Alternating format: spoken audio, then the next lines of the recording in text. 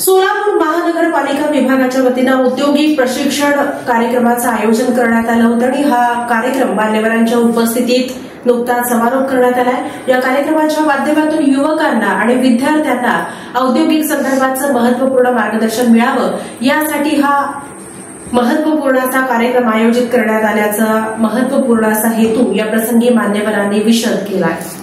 सोलापूर महानगरपालिकेच्या संगणक विभागामार्फत 1 जून 2025 ते 30 ऑगस्ट 2025 या कालावधीत औद्योगिक प्रशिक्षण कार्यक्रमाचे आयोजन करण्यात आले होते।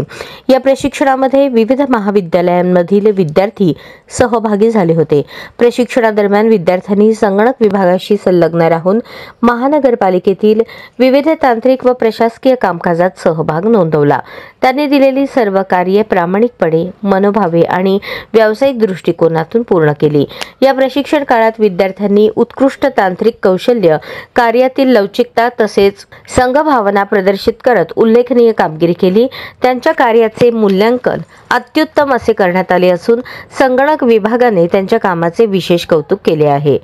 शुक्रवार 17 ऑक्टोबर रोजी या औद्योगिक प्रशिक्षण कार्यक्रमाचा समारोप सोहळा सोलापूर महानगरपालिकेचे आयुक्त डॉ. सचिन ओंबासे यांच्या हस्ते पार पडला।